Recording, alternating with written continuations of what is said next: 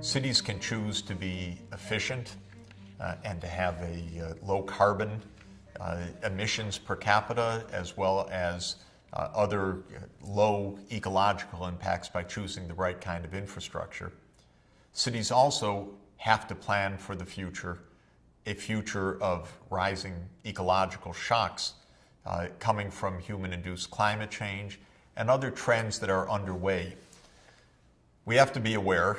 It's straightforward, but bears emphasizing that even if humanity does everything it ought to do to head off the worst of climate change, we are still going to be living through decades where average temperatures will be rising and where the number of extreme climate-related events, whether it's storms or floods or droughts or heat waves, is going to increase in frequency.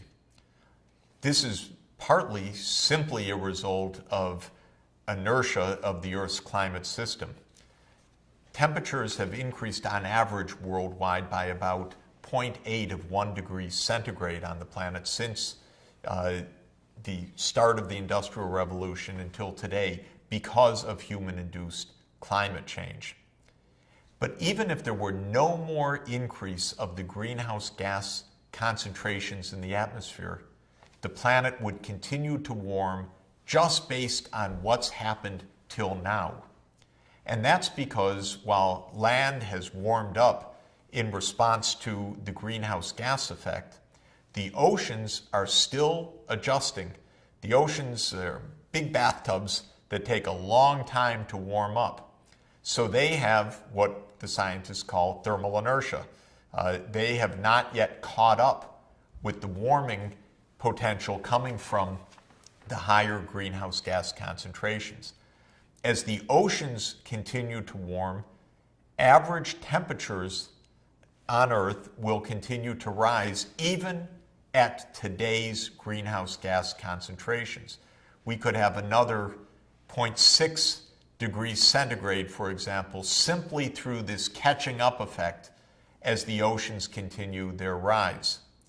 Of course, we are nowhere near stopping the rise of greenhouse gas concentrations as well, so we're going to have continuing impacts through more human-induced climate change, even as we struggle now to slow down the human impacts and eventually curb them altogether. The point is that climate change is with us.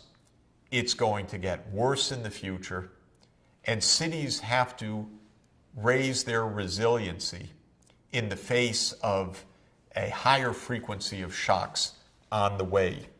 What are some of those shocks? Well, heat waves, of course, will be among them.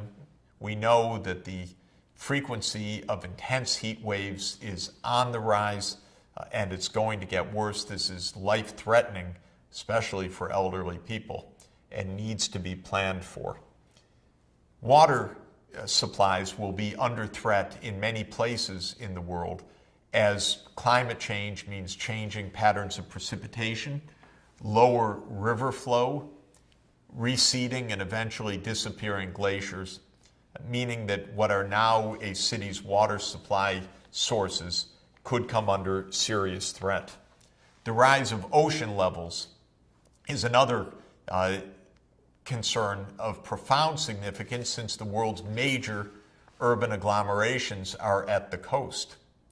And as the sea level rises, the kind of devastation that New York City experienced in Hurricane Sandy will become more common. Major storm surges, major flooding will hit urban areas. Droughts will become more frequent in certain parts of the world, such as the Mediterranean basin. We know that human-induced climate change will cause some places to dry, other places to become wetter. The general principle is dry places will tend to become drier, wetter places today will tend to become wetter. There are a lot of exceptions to that, more instability and unpredictability ahead, but there certainly are some relatively dry regions, such as Southern Europe and North Africa, that are going to become drier, and the major cities along the Mediterranean basin, some of the world's great, most historic cities, will be under threat of more prolonged droughts. This will contribute as well to food insecurity in many cities. And we know that political upheaval often follows food insecurity, whether it was the high food prices that were one of the triggers of the French Revolution, or whether it was the rising food prices in 2008 and 2009 that were one of the instigators of the massive unrest across North Africa and the Middle East. Food insecurity is part of the scene that cities have to plan for. The reliability of infrastructure is crucial because infrastructure will come under greater stress.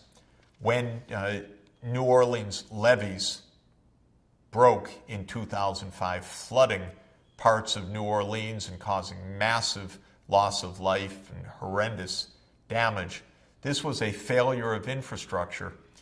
The engineers, by the way, had warned for years and years that New Orleans levees were under threat. They needed to be reinforced. But because of budget constraints, because of putting off for the future what should be done today, one of humanity's most consistent traits, this wasn't done. The levees burst, New Orleans flooded, disaster ensued. Many cities around the world face this kind of risk. They're being warned of it. They're not yet taking the risks seriously or adequately seriously. Pollution is likely to worsen as well through combinations of changing weather patterns and, in many places, higher proportions of automobiles per household and other smog-related sources. And so there are many areas where we know that climate change and other trends that are underway, interacting with rising populations, more crowded cities, larger agglomerations, are likely to create tremendous risks. It's important, of course, for every city to assess those risks in a detailed way. There is no one blueprint, this is for sure. And each city, because of its distinctive topography, location vis-a-vis the ocean, location vis-a-vis cyclonic activity, whether it's the so-called typhoons, as the name is given in Asia, or the hurricanes in the Caribbean and the southern and east coasts of the United States. Cities need to know, in particular, what the challenges are for them. The United Nations Population Division has done an important classification of the major hazards faced by major cities, identifying cyclones, droughts, earthquakes, floods, landslides, and volcanoes as major hazards that need to be modeled, understood, and, to the extent possible, anticipated by the major cities. Many cities along the coast are threatened by cyclones. Some of the large agglomerations threatened by massive cyclones include Tokyo, Shanghai, Manila, Osaka, Guangzhou, China, Shenzhen, near Hong Kong, Seoul, and so forth. So many of Asia's largest cities. Many cities are in dryland areas threatened by extreme droughts. Calcutta, Karachi, Pakistan, Los Angeles, with its water supply problems, even crisis, one could say. Chennai or Madras in Tamil Nadu state on the southeast coast of India. Lahore, Pakistan. Ahmedabad, India. Santiago de Chile. All cities that have a major challenge of water supply and a major risk of drought. Earthquakes, we know, are cities that sit along the seismic zones, especially where the tectonic plates meet. And as you can see in this map of seismicity, places where earthquakes have hit between 1977 and 1992, shown on this map, the heavy concentrations are along the tectonic plates. And many, many cities sit along these areas. Of course, California with Los Angeles and San Francisco, the East Asia with the cities of Japan, of the Philippines, of Indonesia, vulnerable to earthquakes, the cities in the Andean region, cities in Turkey, in the Anatolian Peninsula, are all highly vulnerable to earthquakes. And in the UN Population Division ranking of major cities at top risks of earthquakes in the 8th, 9th, and 10th deciles, the highest risks are Los Angeles, Manila, Istanbul, Lima, Tehran, Santiago de Chile, San Francisco, Kunming, China, Nagoya, Japan, and Izmir, Turkey. Floods, of course, affect cities along the coasts. That is most of our large cities. Tokyo, Delhi along the Jamuna River, Mexico City, New York, Shanghai, Sao Paulo, Dhaka in the delta that is Bangladesh, Calcutta, Buenos Aires, Rio de Janeiro, all cities because of their topography, often mountains and hills around them, risks of flash flooding, coastal proximity in most cases, are highly vulnerable to massive floods, as my own city, New York, experienced in November 2012. Cities in mountain areas, of course, highly vulnerable to landslides. And a few cities are vulnerable to volcanic action, such as Quito, Ecuador. We know that these hazards are on the rise. The frequency of cities being hit by these hazards, the amount of payouts from insurance are all showing a sharp increase consistent with the idea that we have entered a new era on the planet. The age of the Anthropocene is an era of hydrometeorological threat, as you see in these images of cities in massive flooding in Sichuan province, New York City in Superstorm Sandy, in Beijing, inundated by massive floods in the middle of 2012. In Bangkok, a devastation of floods so severe it closed down the economy for weeks. And because Bangkok is so essential to the global supply chain and industry, closed down a lot of the electronics and automobile sector, or at least limited production seriously for many months after the Bangkok disasters. Cities are not necessarily very well prepared for that, even very sophisticated cities. Here you're looking at downtown Manhattan, the base of Manhattan in New York City, one of the richest places on the planet. It prides itself in its complete sophistication. It's all dark. Why? Of course, because the power went out. The grid was not resilient to the flooding in lower Manhattan. Many backup generators, even in the hospitals, were in the wrong place. Where were they?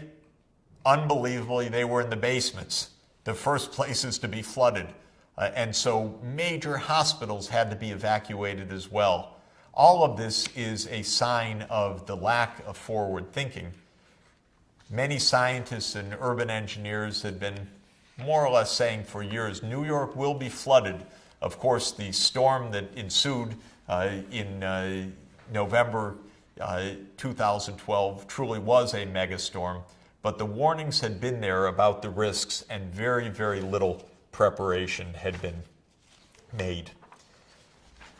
We're also seeing, because of the confluence of changing weather patterns, often heat waves, more automobiles, more urban pollution because of the lack of clean energy systems, the advent of mega smog episodes and massively dangerous air. China, unfortunately, is now heading the list.